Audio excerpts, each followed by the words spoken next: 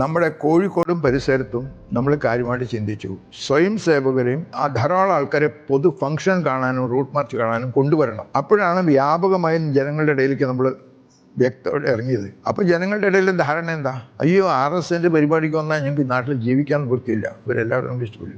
പ്രത്യേകിച്ച് മലബാർ ഭാഗത്തൊക്കെ കടലോരത്തിലൊക്കെ ഞങ്ങൾക്ക് രക്ഷയില്ല. ഞങ്ങളെ ഒരു ശരിപ്പെടുത്തുന്നൊക്കെ ആയിരുന്നു. അപ്പം നമ്മൾ അവരോട് പറഞ്ഞു, നിങ്ങൾ RSS ക്യാമ്പിന് വേണ്ട, നിങ്ങൾ കടപ്പുറത്തുള്ള നിങ്ങളുടെ ബന്ധുക്കളെ കാണാൻ വന്നാൽ മതി.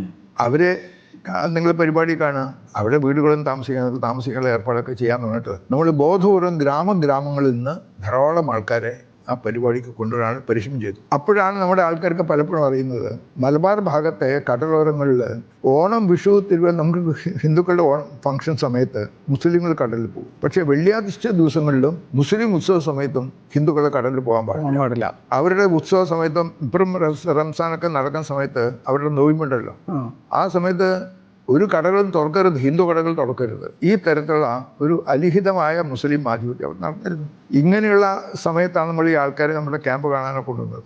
ആ സ്വയം സേവകരുടെ മുതലക്കുളം മറ്റേ മാനഞ്ചിറ മൈതാനത്തുള്ള ഫംഗ്ഷനും റൂട്ട് മാർച്ചും ഈ കാര്യങ്ങൾ കണ്ടോട് കൂടിയിട്ട് ഇവർക്ക് ധാരാളം സ്ഥലത്ത് ശാഖ ഞങ്ങളുടെ സ്ഥലത്ത് തുടങ്ങണം എന്നുള്ള ഡിമാൻഡ് വന്നു.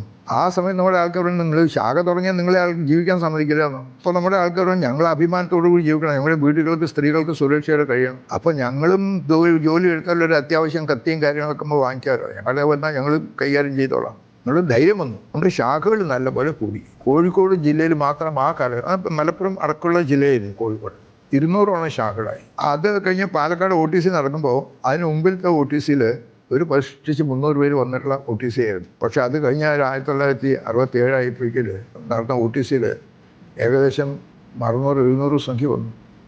ഈ ഏരിയയിൽ നിന്ന് മാത്രം വലിയൊരു സംഖ്യ വന്നു. ഒരു തരത്തിൽ മലബാർ ഭാഗത്തും പൊതുവെ കേരളത്തിലും സംഘത്തിൻ്റെ പ്രവർത്തന വളർച്ചയ്ക്ക് ആ ഒരു സംഗതി വളരെ കാര്യമായിട്ട് സഹായിയായി.